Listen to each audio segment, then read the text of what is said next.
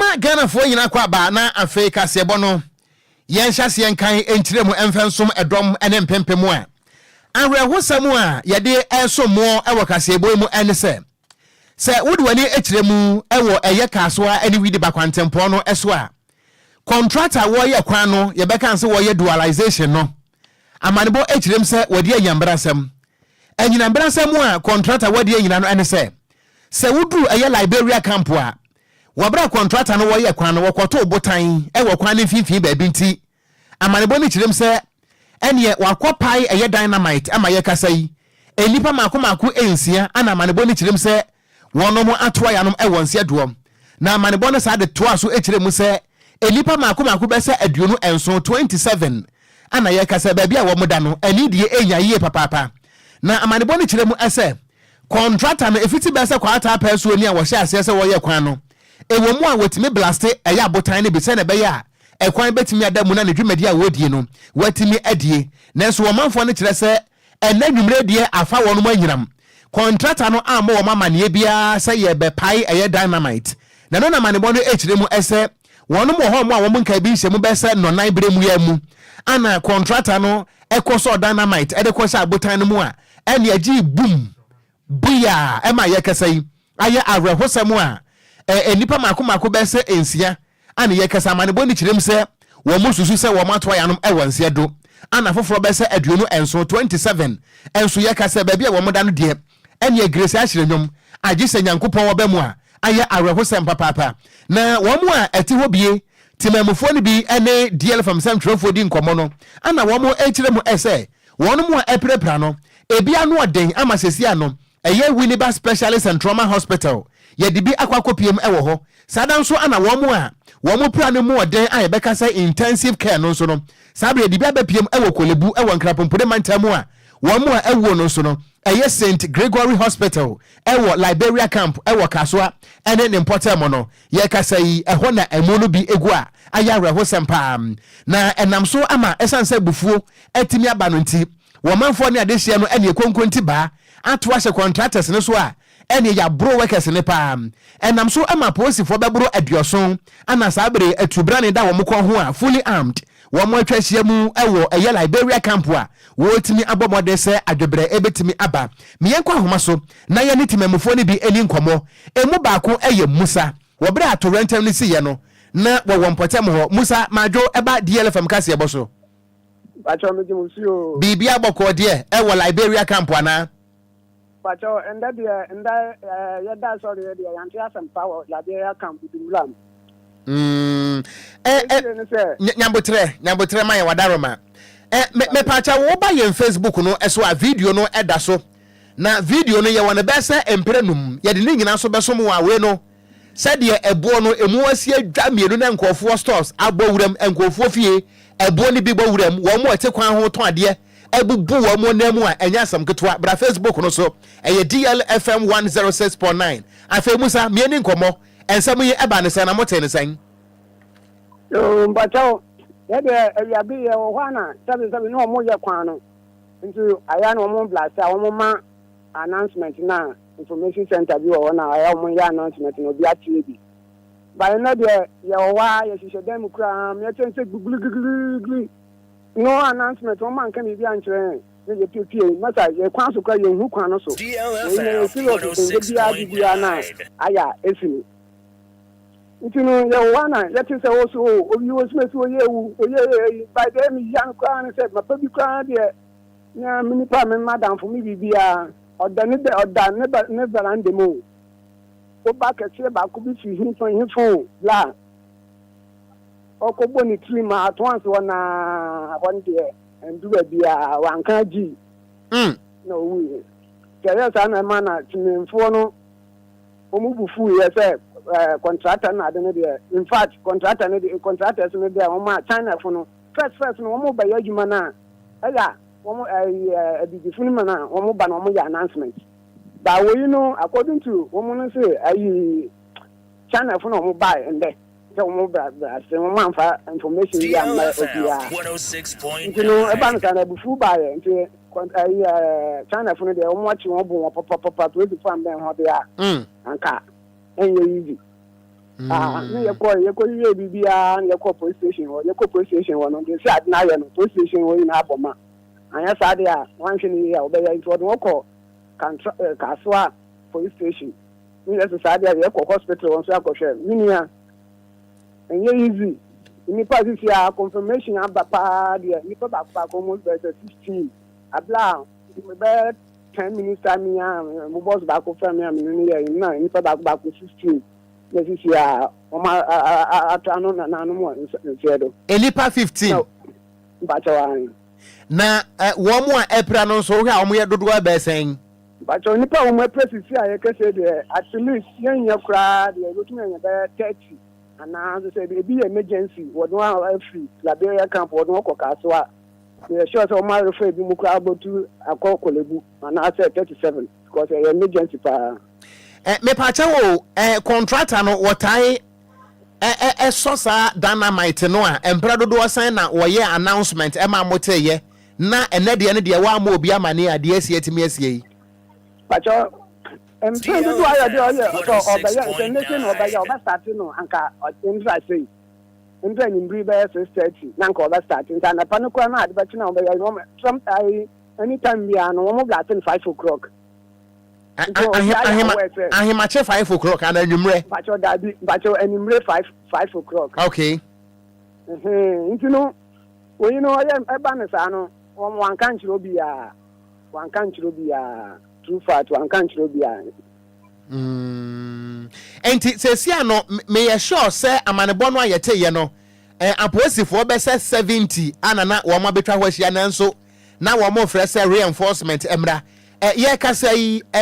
abambo ne asomdwe ho nsɛm te sɛn wo Liberia camp ho oh sisi de ma da woman no aposifo na de aposifo be sia de be cast be 4 omo bas be 3 baka ho na sisi de infant aposifo be say 150 de omo work at Lumba hospital sisi anekese ana workers no contractors na workers no so ye ka say wo mo because video ya ye hunu say as a contractors workers ni bi ye bo wo mo pa wo masom ni ade ye ka say workers no wo mo wai omo de omo nyina to room omo de ajuja omo nyina na ho nyama na ade ye de ta omo so wo krum sa nti no omo de true fact chambre anekese de mekasa metumi a kire be omo wo de a na asamba ko e ho no se tin mfo no se wo hu se kwan wo mo panesa de wo aye ni bia wo mo panesa o munya o mo panesa se contract he de wa ma ho biem mo hwe no mo bia nsi wo biem because wo biem bia e be kinu wo mana mpanifo aso ntie se anytime bia wo ba bia no wo mo mana e bia reinforcement meje engine ho na wo ntumi ye wo mo adwuma because eni bi na abapa obi anim se da be camp de enye ekrowa asomdwi wo na wo yin so asan nachi papa ba ku bi ko no wu yan kasa kwa no ye wu ya wo sie ni kwa no ndu 3 months ana wonu so awuo onu so awuo no nti ani bra bapa ka so budu ndam de what contractors no de da wo mo besia ne wo mo cars na de na wo mbehye no wo be cars no nyina nti eno de wo munya abotre fi se ekwan na wo mo ye no ye nya ma budumbra mfo nko a ye ya ma ewiase nyina ye ya ma Ghana nyina nti contractor de wo be koso aye na dwuma na embom no de se na fata na se wo de aye adwuma nti na kire se ye ka se de won tetie mo kire se nipa mako be se edunum ana bia yesusu se wo mato ya no mo won se do a be te se 30 nso no ba bi o mo da no enye o ka se bia o mo aye o mato aye confirmation kire se nipa mako 15 ana ewuo DLFM 106.9 Musa ma ye na se papa ye da aseni adwuma pa wa bo bibia nso ni ayesro no asame aso ate wai bacho me da se papa nti abusua timamuni a wo Liberia camp na abusua bra ye Facebook no so wo hwe video ni din a obewo sa brantie bi wo shatade kokko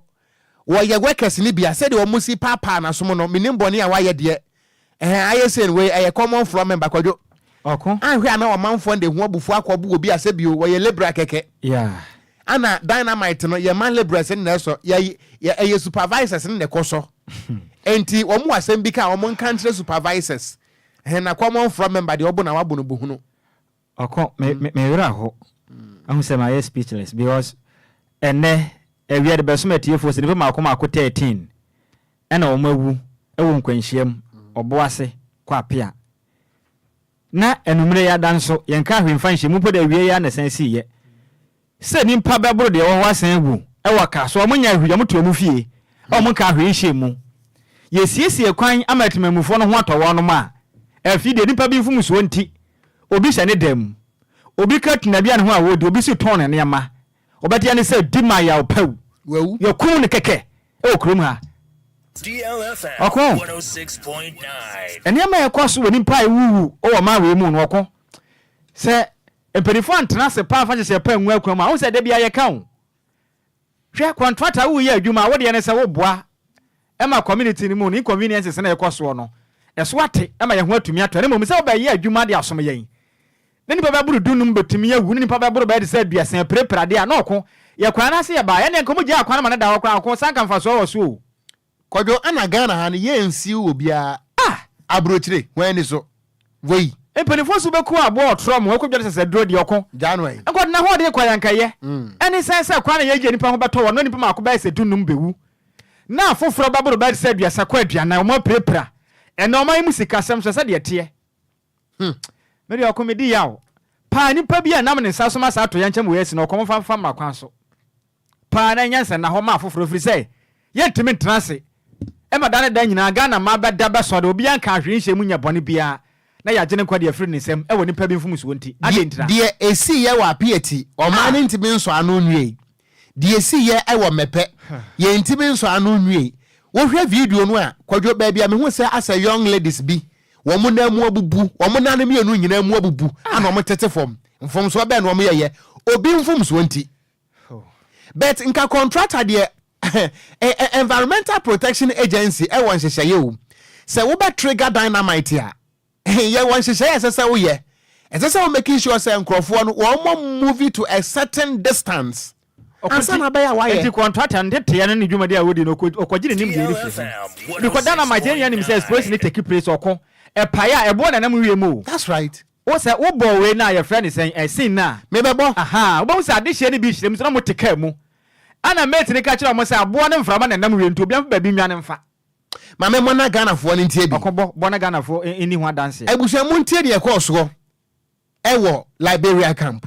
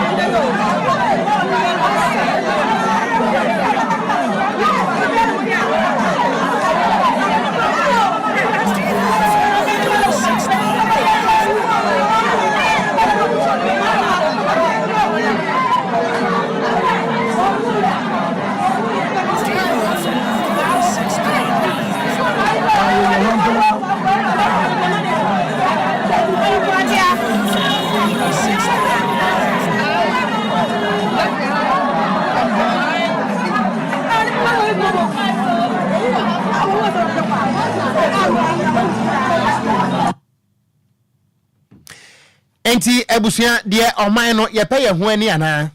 se ya na oman no ye pay no ana se da bia ye behunu ye bete ye bebo mo amane a na eye brato agyaadwo se ya na enti wo man enye hwe Okon the rate at which any pamafiro monko okroma na won on se yaka na memete ne nyina na okonye se ye adwuma na ese ya mayemre mayemre pa wokon I'm telling you mayemre papa free say eja so you back crafie so kodi pa ba obi mpo de won crafie wenya lole nkwanhia wotini fie wada ebi so asore bi kura woye na duane onyafum so bia keke wote wa keke but ya ne se paw enipa na wu adenti aye se ye paibo esiesie kwamba ni pafa so. Wow. One of the videos minim se kofi betimi e show dia ebusuya video ba ko a hu kakra e ma ni kitapraye ana omo de hwi moja ese nsuo wo mo hwi moja gu fom ti se nsuo kodiko Okon yemfra we semu mu ni yemfa ya ni fa kire mu en wa electoral commission no aso ye na mo de nkrata ntente abonten e kire mu sensem serefo yi yankana Ghana mpanifo nyina na oman mu temamufo nyina ntibi se yankopɔ ya adoma 2024 abato we no eya presidential and afinso parliamentary no wanu mu gusu ne sepa de agwa kan betua babua palma tse ne eya ballot papers no hyehye akoye palma afin bibia etimi adadin electoral commission no eba amane kire se enkuntabo bapa ebekɔ so ade afa eya ballot papers no palma etimi aboa mbejodi omba bedi na fi won bibia etimi akoye pa de ma so ya ehwe omaga na abato no so na won kasa esa kire mu se afi no mo hwe animu ane se eye vote turn out no ebetimi akwa animu ye pa free se afre se ni bedodo na ntimi anto aba na afi wo de mo hwe animu se ni betimi akoye pa ma dodo na da etimi akwa akoto aba na mo sa so kire mu se munum se eni bo mbeto aba ne se de etie biara bi ni mo de se de etie bia we ne de mpo abato no enya de ombeto na nso no yisi no egusu gba mane se afi we no e ballot papers no the print na mo de ha mo chichemu mienu 2% besa ka won se be ya o madwuma yefo ne di dwuma ne be na bia so bitumi ba na bi kwasa ya ne betimi abo amaje atoye nchema na so ha bia ntumi koba efa eye ballot papers no ehun electoral commission no esa ba mane say enam hyehyɛ pam de gu akwan mu no o mo gidie se de tie biara no bibia beto din e ma fi we de abato no bibia atimi atoye pa ne senti Ghana fo nyina nya mu gidie se de tie biara na fi we electoral commission no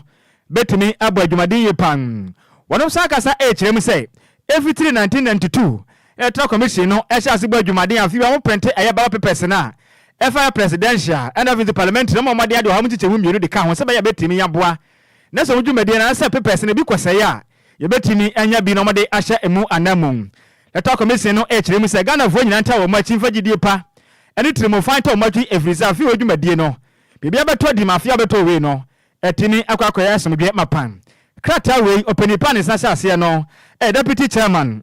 on na hwa electoral commission on operations dwumadie so Samuel Tete nensa ene secretary we yase admiredi e kasebo yade esom yen etiefo yento akasebo no eso ane yada so agina mu e electoral commission wo mu dwumadi a wo mu edie firi se asem kese eda wo my Ghana nim nyame ya adom a wo panima bosom de toso enso no enye asem kotoa ye kotoa ba ede yi mampani ene emrahye bedwafo na enkrata electoral commission ene wo de enkrata mienu ana apie baako ana Kwadwo ade atodwa no de atoso mienu enso ene se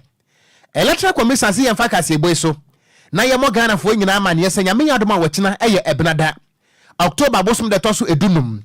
wonom ebesa ebie enkrata mu ebiem ama Ghana fo mo asa akohwemu din na we no wonante enkodi la so se de daache no mokoye no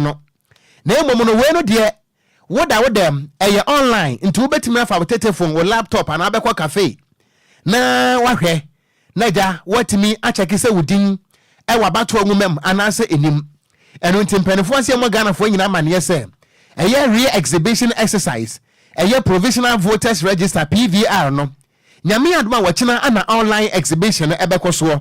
eno nti wo a telephone no wo betimi adawo mpem anankwankwa nuase na afeni watimi afolo na fei watimi acheke se medin ade amamansa ana akwasua mansa ana yawa brefi kwame apia ana se kwakunimo edi ya medema electoral commission no sa pepepe anete ba bia meto aba saa na tie me date of birth saa na tie me picture no ensesan ye na we no de wontimi enkose wo kwa kodi line so ba bia na emo no eye online so ana obetimi aye no na bo mo ekire mu a wobra eye interparty advisory committee IPAC meeting ekwoso bosumi nda na to edin kan no ana mpanifo gi to mu se ne be ya enfomso ahodo bi a Ghana fo ne bi hu ye wobra wo mo nante kohwe wo mu din no ometima sesem no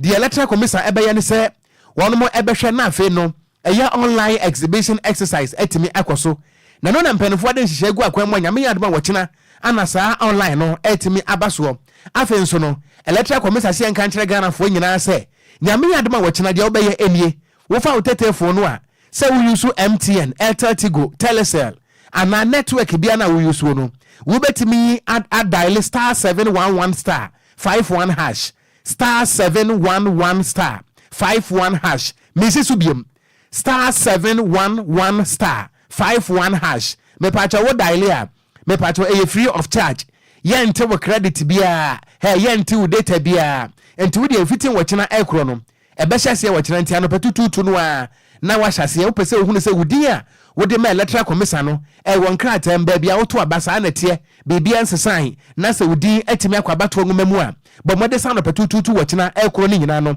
wo be dial star 711 star 51 hash na fe wo dem wo mo de atoda akirem se afi so wo betimi akọ electoral commission one mo website www.ec.gov.gh me patcho tieni www.ec.gov.gh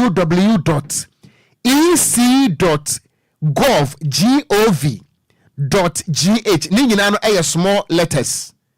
www.ec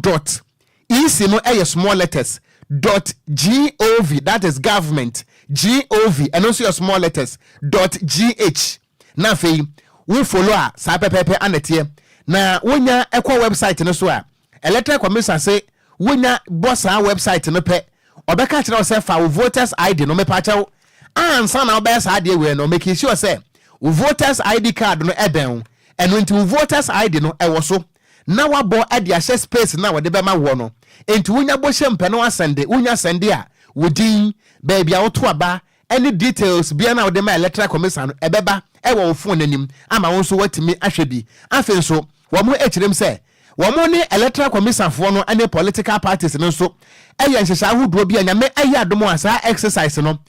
hyase nyame yadoma wachina no memene da October bosome no ne da etoso edu enkro 19th October ana sa online voter register exhibition no ebetimi aba na wieye wo mo ekirem se wudi san hihye we nyina so na se hunu se still enfumso bi aba ho a me pacha wo district electoral commissions office no na me pacha watimi akoho na wakobo mpanifo amane se medin a medema electoral commission no ensachraye atimi abem enye sa na tie na afi no eya wo district ho no isi fo ho atimi ayensachraye no ede ama ho entimi se ya metuma aba ewo bosome frɛ ho no se metena bomfa yina se na se me cheki hu no se da bi medin no enye sa na tie ana meto aba wo hoyi na metenkra ha na bia mpese mekoto aba metimi atena nkra ha no mo acheki me cheki hwe na se bia enfumso bi ewo medin no ho ana se me details no ho a de ehia ne se mefoka akọ asiwa ena ye bosome frɛ ho district capital na makoka kire mpanifo se medin na mede ma mo no kwa me apia no maya no kwa me apia so de Kwadwo ehene mboa sa na tie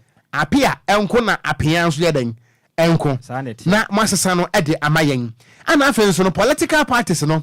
electoral commission ekire se wono mo ema mo template bi asa mo political parties se mo hwemu a mo behuru enfumuso bi ade wo mu na mo so matimi ni electoral commission ede ho enkomo a we so ene ensemo a electoral commission ede apie montre so na yeru Samuel Tetemia me ofase a wa deputy chairman in charge of operations ede ma electoral commission nensa anashase yantua kasebo no so na yemfa ya nimfa nkyere mu ewo chief justice na so ene din ede Gertrude Alaba Saki Tekuno wakasa ede afutuo ede ama emremnimfo so mmamode na omaga na yetim sese no omoma disua omosua ne mra obondemo no emphasis so pa emfamra omagana ene ne mpuntum yema me chief justice ede se wade tudwa emra na wonom eje emrenimfo mako ahanso ne aduosonson 777 lawyers atum wakabopre matem jumade ne koso ewa international conference center wakabopre matem ana wo kire me se hu banya pass lawyer foi ma modern akwaje tete pa ma ya nya imranim fonti no mo modern say o man Ghana yatim sese ne ma bia enkwaje titiriu enipa bia mo bia o man Ghana egura to pre wonu mu buni pare bi de faso asisie ne kura no say ya wo kire mu say enam no di pa ma nya mo modern say mra ne ba ya adwuma na timi nya bo no man Ghana no ya timi akoya ne wonpunto mu ye ma me ka se na o kire mu say yemfa mo modern so kanea emfa nhya kodo asenti magana fo nyina nsa de hu fa so pa makwa akwanya ntete a makwa akwaje ede afaje se ne mranim fo dwumadie mu afiri se o magana yetim dodo na mpo ensa de ne mu mrana ne so ne senti makwa akwanya akwanja makwa akwaya je mranim fo modern se nipa bi a nipa bi nom ebu omde fa so no montimi entwetwa emfanye wonom e ma meka se na osan atwa omadwen de si so se o ma yetim se si ya meka se galam sei sai o magana pa bedu ba bi no ma je se kokra so edi frama no ne de ba ansa na temamufu anyensu pa etimianom e ma meka se na o kire me se mo ho ankofo no fodem ena ma yofo ni bi etu galam sei ndo de futuo de ma wano mo sei ena ma hunu no kura kwan no ma hu mra ne de mo ma mra yi ekoto ajeje mo ma den se mra no asudie bi ada o man Ghana so ene akoya tumi antua ekuti o man Ghana ne puntuo na fi ni sika sem ena vi so o man Ghana me se mo ma den se o ma fa mra kwan we so atimi ya bonte pa mo nya no ema mansini ene manta hodo mo firi mo no eno so nsusu so pa atimi aba ombotaye ena vi so de enti anam so a omkoje ntete no emu Chief Justice Gertrude Alaba Saki Tekuno ajemre ekasa adwumade na se no emu enchiremu ni. What you went through in the last 5 or more years just provided you with skills on how to learn the art of construing, interpreting, applying, and administering law. As you leave here with your certificates, you are supposed to use these skills, knowledge, and values given in law school to serve your communities. From this narrative, we can see that our country has flowed and ebbed and moved in waves. When the nation is on a high tide, lawyers are there to support the shaping of the nation. In low tide, it is lawyers who speak up to shape the new form of the nation. Structural resource you have been given. Nobody is going to teach you how to deal with galamsey properly. You didn't learn that in the law school. You have to learn it on the job. Eni awoti ye aya Chief Justice Gertrude Alaba Saki Tekuno nende ena woti ye enu achi ena mlanimfo a muji omotu mu epeja wonom edo amkwama agese ne mlanimfo ekonu mu no omoso jemre eni sentrafo di nkomo awo dwumadi no ase. The journey has actually been very rough. It's been rugged, but with perseverance, with determination, we've been able to sail through successfully, and today we are here. The journey is long, but it's incredibly rewarding. So don't give up, be very determined, and just don't give up. You will get here. We all worked extremely hard, and it came with a lot of trials and tribulations, but I'm glad we all made it through to today. Good comes on a silver platter, and I always say that with God on our side, we will definitely surmount. You shouldn't lose focus. Once you know where you're headed, you should keep up the faith. You should trudge on courageously and pray to the Almighty. And I believe that at the end of the day, though it may tarry, but at the end of the day, it will tally according to the will of God. Any awoti ye mlanimfo a empanimfo aje wonmo de atum sa wonmo so mo wie sukuu ni senti wonmo sa fata sa mlanimfo enka wom ku no wonzo be ka ho bi na ban atwa wonmo ka wo man Ghana na yanto akase ebo no eso ayeda so agiremu ewo enra wo mo a akosua mra na yaje wo moto mo se aroyafo nka bom kubatan Ghana Bar Association yemfa wo mudi enka ho no enra na omo ye maako ahenso adioso enson 777 ye kasai yaje wo matum se wo monkoye adwuma se barristers anafenso no solicitors enfa ema Ghana Bar Association na enu adwumade no ekoso ewo International Conference Center ewo Enquires mantamo na adwumade na se ade ba ko a efe ene se adehye mienu a wo nyina no eye emema na wo modidem kakra se bi ewo wo mo enipaduam ba ko eye opani a ne din ede Mata Tobias Dennis Zoxy Esquire wono eka ho bi wo yobi obonu beka se wo ye visually impaired na ni mienu nyina ehuna de nyame wonhyira no pa se wodina drum pempen so etesa we ebetimi ahya foforo no nkrai pa ana afenso no yewura bako a na wono nso wo visually impaired that we hearing impaired wono so na so mienu nyina enya dwuma wono nso di ede Mr Juventus Dorina wono nso eka ho ebi na wobra mpanifo age wo mutu mu e Ghana Bar Association no ana de sebi na nimi enu nyina afra na wo huna de no ne din ede Mata Tobias Dennis Esquire wone nsamhwefo di nkomo na wotire mu ese watena wo mayi mu ade bi wo hono mu a ye de di sebi wo mu adi dem e wo nipadua mu no ye de di wo mu ache wotire mu se yesi dampo ede ama wo my Ghana anampo institutions ahodo a yesisie no a wo bekro no enye ache se disability friendly sebi o nke hu ye nke dade nka wo si a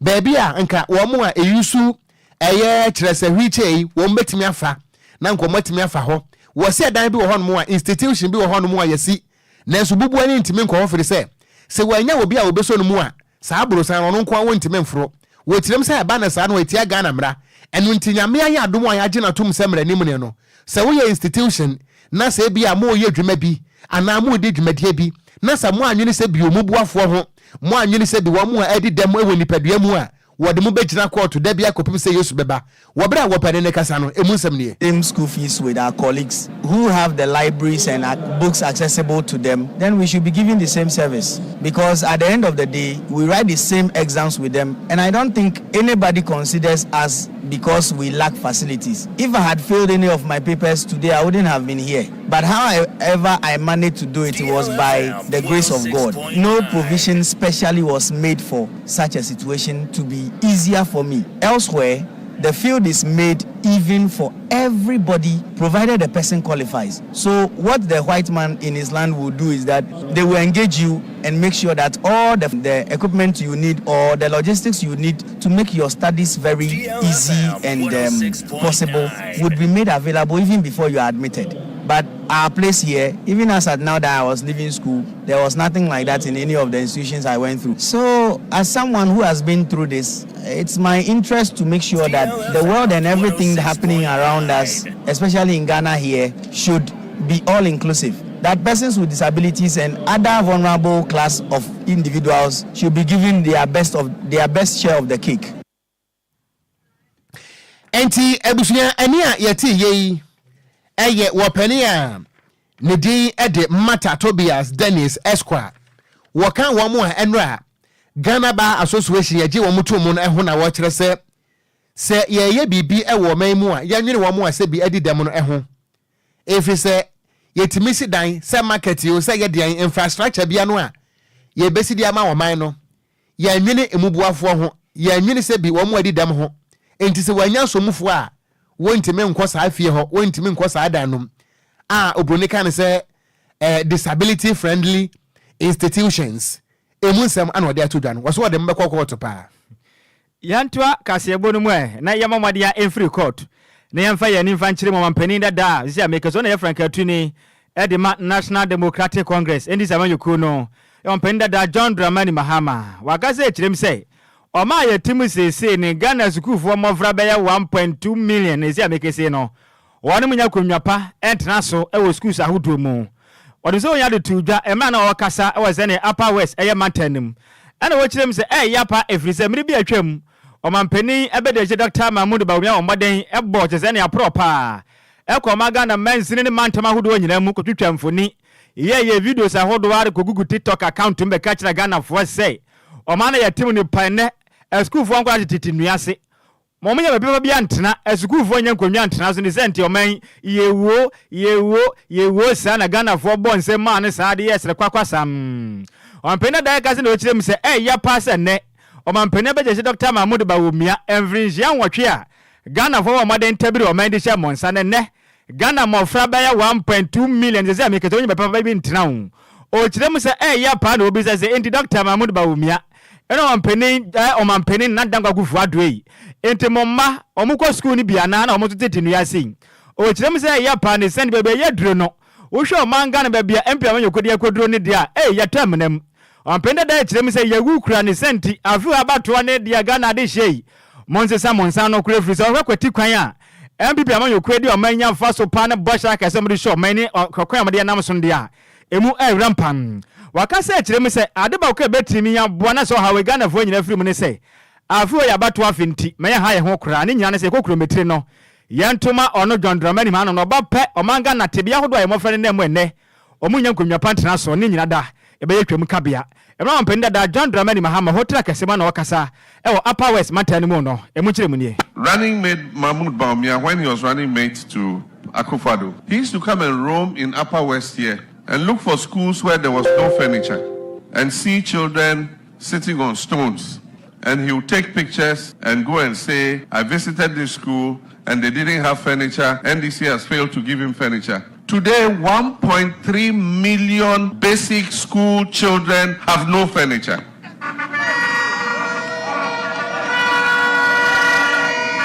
DLFM 106.9. During NDC time, he will visit and he will donate furniture to the school. Today, 1.3 million basic school children in Ghana have no furniture. And yet, he is in charge of the budget today. He doesn't even need to use his own pocket money to donate that furniture. He can take it from the budget and buy furniture for those children. Why is he not doing so? I challenge him to visit the schools in Upper West that do not have furniture, and he should provide them with furniture like he was doing when he was in opposition. Any awoti o mampeni da isi ameke so na Frank Atuni edema NDC amanyuku no John Dramani Mahama nene ene etie yi. Yentu akase ebo no so ana ye ko emrahye bedwafie na nyame ya adomo a wachina eye ebenada October bosome no ne da etoso edu enum Ghana fo ehwe ni se emrahye bedwafo ekwa ahomegiem ebra so se ene break over wo moba na wo mudwumadi a wo mudie se emrahye bedwafo no mba beto aso na wachina se nyankopon amfefie asam kese ebesi ewo parliament ni nyina no ene se former minority leader a ono ansa ye emrahye bedwani ewo Tamale South honorable Haruna Idrusu wotirem se nyame yadoma wachina won betwe Ghana mra apie na wono mo agina article 97 clause 1G no so aka ade a kire emrahye bedwafo no titiriw ene majority ne se won mo enye majority biem efire se ye wo emrahye bedwafo miensa wono mo nyina ye MPP fo aye kasai wono mo declare se won mo enyina ema MPP biem wono mo eko independent na no so ana Ghana mra ne kan ne pe se sekoba ne sa no a na tirese baabi a wotie se majority no wodi betimi asesa ana afa kurampo no wo hwe NPP won party constitution no a se wo ye mrahye bedwani na se wo ye wadwene se wo declare wo intention se obekọ independent ya sa bre no an wodi bre asesa na tirese wo forfeit wo membership of the party enu nti ye how na do so echirem se sesi aye kasai edom kase ana se MPP fo no wonom eye 138 ana NDC fo no eye 137 enu nti 138 137 na se 138 na ye MPP fo no emu miensa ekire se wo mo enkoma MPP biem na emom wo mbekọ se eye independent candidate dia na ekire se hanamo no NDC amanyuko no aba be ye majority ama sesi ano NPP mum akwakoye minority na se Ghana fo beka ya enche ye kura ana former minister of state ana osaye mrahye bedwani Emma Aguna West eye Cynthia Mamle Morrison ana afenso enipa mienu wo mde betu da akirem se eniyema bia koso wo MPP amanyuko no edinimu a eye ne tan kura anu nti efiti na ekure no wo nyina emfa ma NPP se mrahye bedwani biem sai nipa miensa ekire se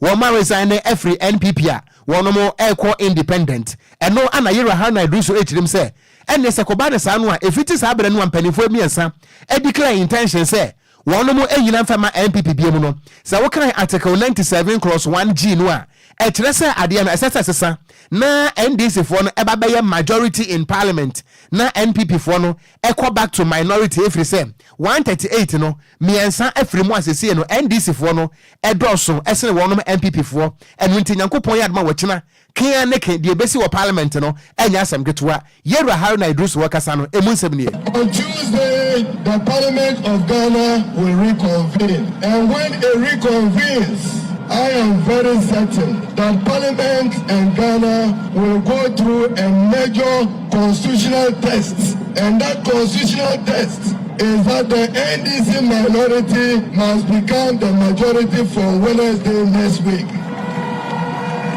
I assume, and this must happen if there is constitutional and legal propriety in Ghana, because any nuanced interpretation of Article 97 provides that if a member of parliament on a political party ticket like MPP defects and fails to be independent, that MP ceases to be member of parliament. And if an independent member of parliament, by virtue of the provision of Article 97, subclause G, an independent joins a political party, that independent loses constitutional recognition and does not belong to parliament. And even if an NDC candidate, MP, defects to become an independent, he ceases to be a member of parliament. Therefore, we will invoke the Speaker's proper and true interpretation of Article 97 by our standing order.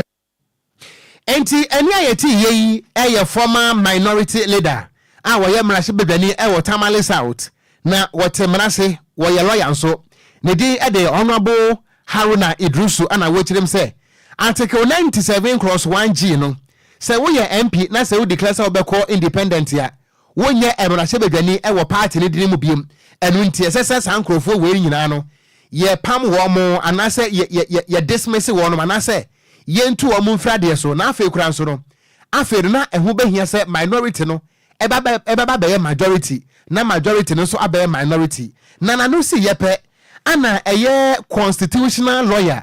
lawyer Abdallah Banda wono so je ebre ne nsamtrofo di nkoba na wochirem se sansemu a Haruna Idrusu ka no no kure pa efrese sa wo ya mrashe bedwani MPP dirimu anasa ya mrashe bedwani NDC dirimu na sa wo ya wadwene se wo de declare intention won koma party ne biem na mu beko independent ya sa abre no a esese wo lose seat enu nti asemo a Haruna Idrusu eka no se wachina NDC fo no betim da yadwuma wo parliament dia na chese betima to mu nyina san ama NDC fo no ababaye majority in parliament emusam enie. Every and any constitutional provision indeed is open to interpretation by the courts. And so yes, from our angle, yes, it is easy to say that from the clear readings of the provisions in reference, it appears to be clear until the circumstances yield to an ambiguous and multiple interpretations. But from the precedents that we've had in the past and the circumstances of this particular case,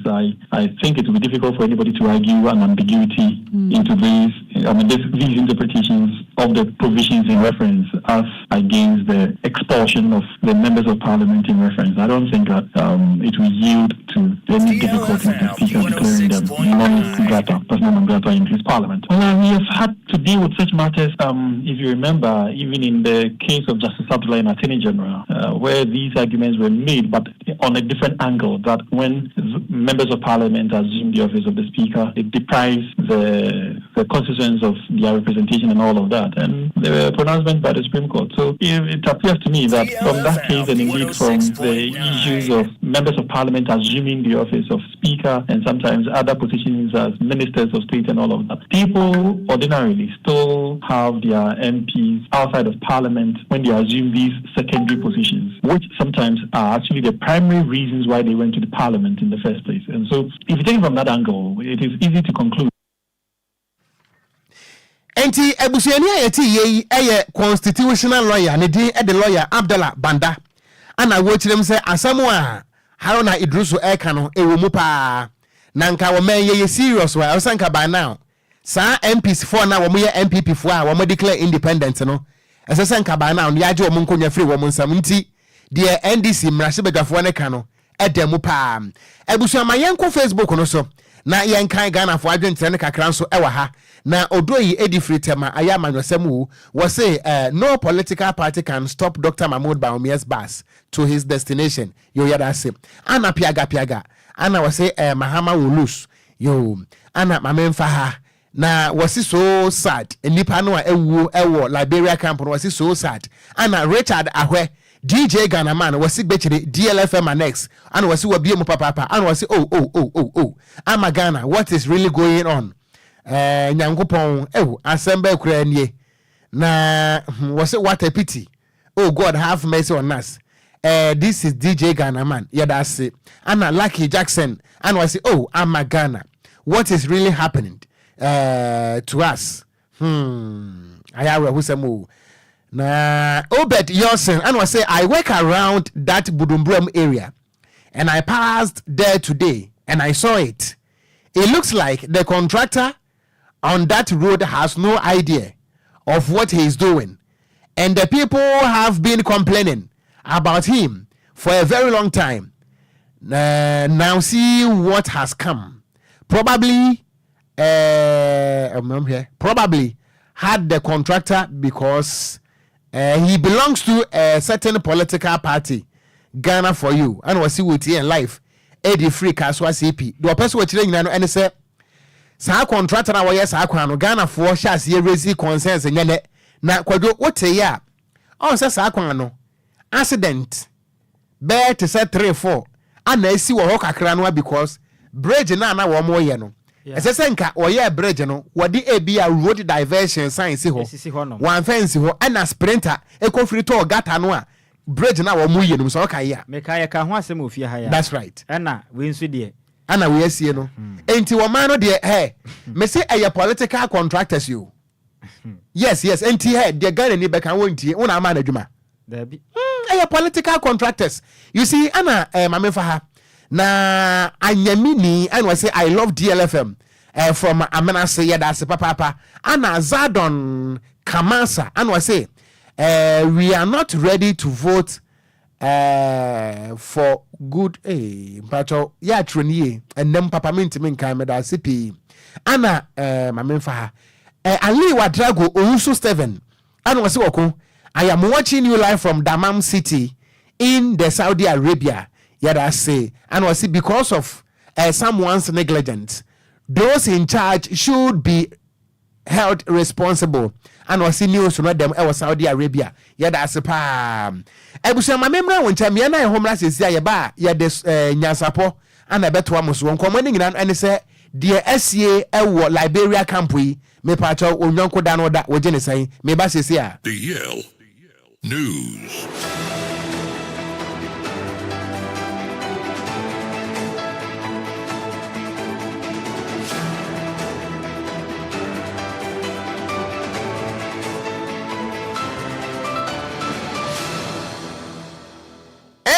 Abayfo okroma Kwadwo Sammy kofitela mo abayfo dodo emwa mo na so mamenkwa Ghana fo ho ate na dia wo ye die 0534 050199 0534 050199 0593 40 65 65 Liberia camp amane boni kire se nipa dunum ana yesusu se wo matoa yanom e wonse do a afoforo makomako aduasa ene akire nso baabi a wo moda enye enesen contractor akọ trigger dynamite akọ payabo wa ma obi amane akum nipa madwe da wofa me wofa asibe ni e frame hen but so me di Joshua me ka se free grife mamintie o wofa ma bin che ma asema me ka ne se sa kwan na nkasa na contractor no ye no me ehona me yadua me tipa driver but nna no bi ntima nkwa adwuma kwan so ana ni mbire bia me fa na ase contractor no oni ni hoye because na me ni say kwan no o fa hande ba bia wuni ni say wa fa no ade betina obekọ no na wa tu ho no say oya gata but on for no time bia nsi ho enti say wuni ni say o ko ho na kwan le da obukwa ko duom po firi mu no bo say kwan na si enti me ya tipa driver the car to from this last week ni the car to from tipa car to from because of say on fa wa but oni say we ni ho o ko duom po firi mo yi ni sa na tipa to from and the first sprinter ya na mo kan wa sem je we me an ka so mani tua e wo ha da de na ya ko duro ya car ko duro pepe part sprinter no yellow car akwa hye gata meda se papa nyame wonshira good evening ya mane yetia wa now nua so mera bi madwe hello hello me pa cha otiemu bomu minim se be ma we dey say frame friend from your Grand of Wadaka. Or Boadaka, I mean, you. And your contract and here, one yak cry. Or honey public. Maybe I know because I also them put no one. Now, that's the way about the two. Now, the Lumba can also them now for what the best wow. Accident. We and yet, this is contracted to show no more yesterday, and I buy so 3 man and need for more trauma. And I'm a bye bye. Meda say papa or Boadaka for your chiamu. Good evening. Me pacha odi de self me frame mo so kakra ma me. Me pacha wo ben radio no a o ma me feedback wa hanya papa twon ho na yen kasa wai. Wo so kasa free ka so am yentie o. Me and papa me tell me say from the contract me first contract because contract no working 8 more 8 months. I said contract when I was 8 months. And then going to look to us, and going to look to us. I find my airport, Ghana, and thank you. I didn't go and say, forbid me to go in the factory to do that. I think when it's a better sample, I'm going to be at me. Yes, Ghana, who is your own thing, Ghana, who is your most self-interest. And I can be a minute. Meda say papa na madway me pacha twon ho frɛ fidie ne ho twon ho onya ready madway. Hello, good evening. Good evening, Oba. Me pacha wo dey say na wo frɛ me frɛ What you from a bill at taxi driver? Mamintie o. Ofa me man ni kaka me chene say contractor no wakum kofo nti so mo emana court warrant no mere omo man ko dem because o ye kwan e say o dey BBC wa driver be wo say hanye na wan fa BBC wo ama kofo ma wudia e so ko me pacho the SCA no enye bibia wan fence wo eye dynamite ana wo court trigger aye enye bibia wan fence wo mpacho. Me so me da say good evening.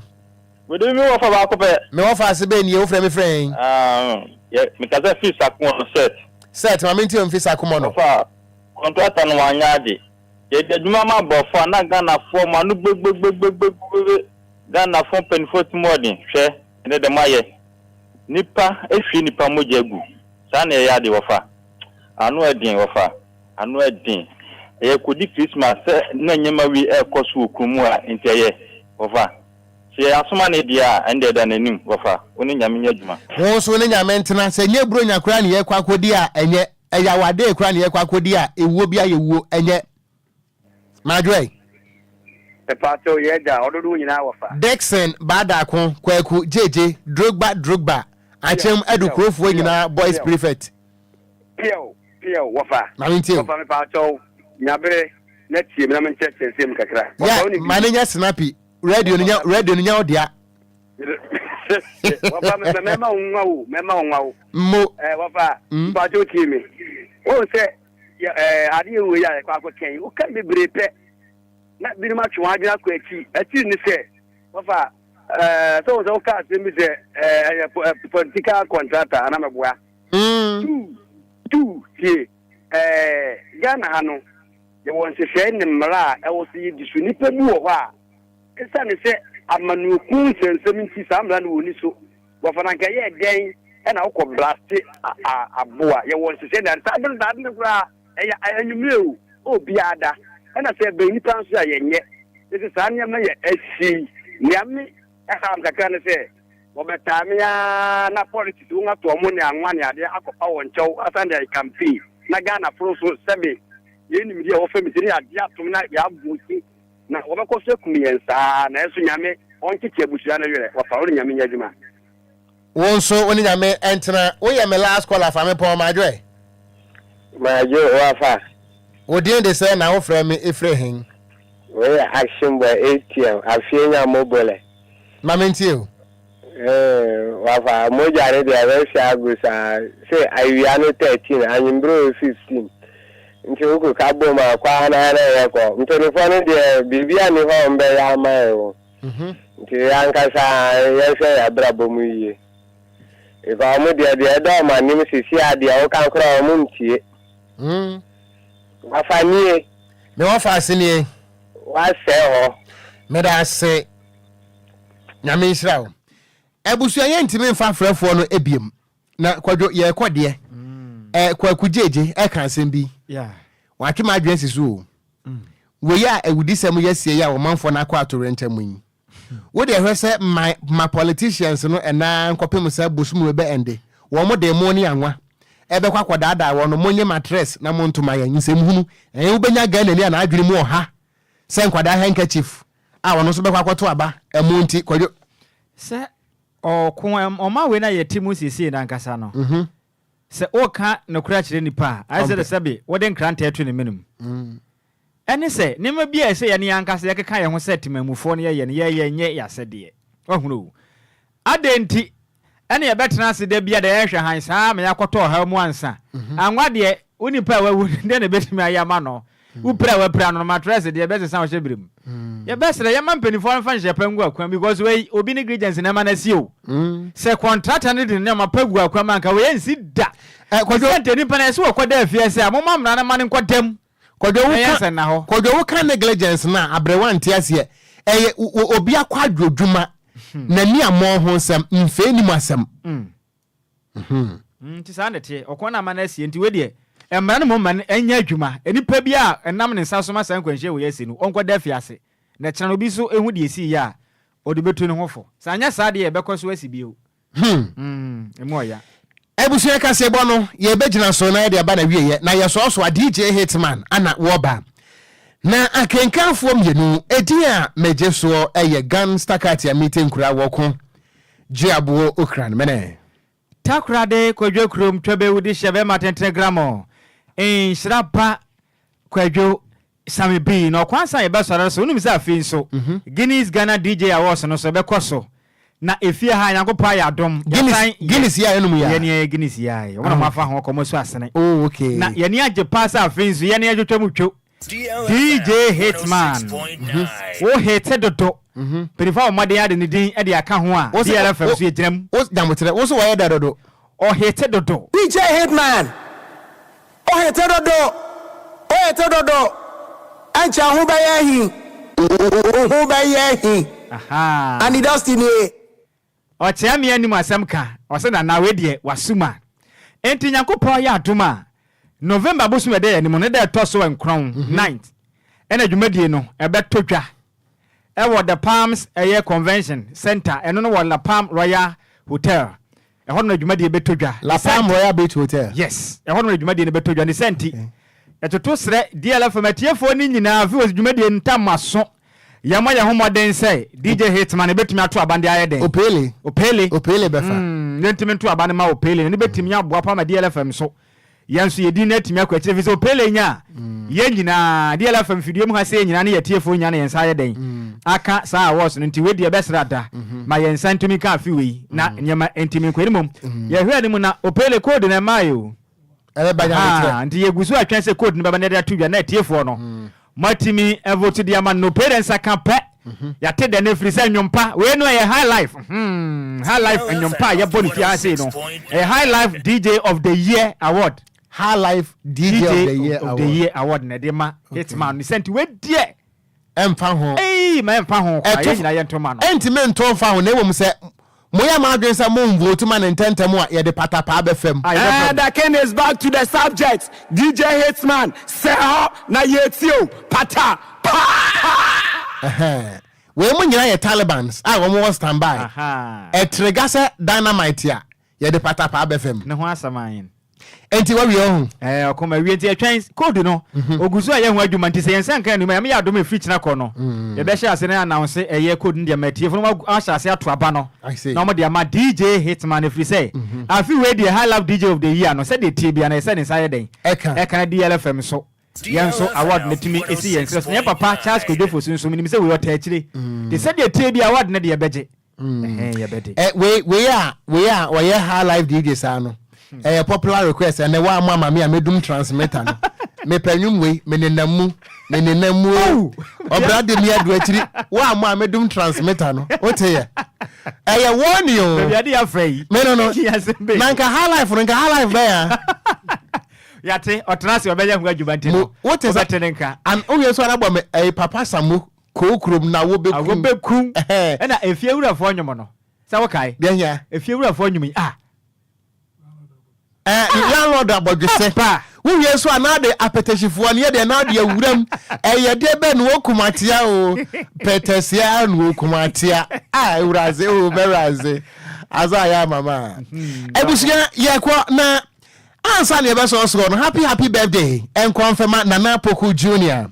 Where Chief Executive Officer Emma Ovio Gardens and Povo Real Estate and Constructions ewo Kumasi ene wawoda. And once again, happy birthday goes out to you, the Chief Executive Officer for Ovio Gardens and Povo Real Estate and Constructions, Ewo Kumasi, Nana Poku Jr. Nyame wonshira papa wei efrimia minia brapani Kwadwo bekwen ho ana wose yemfa ema wo sika wofie nature na efe ntende fa atare no so ofe pa nti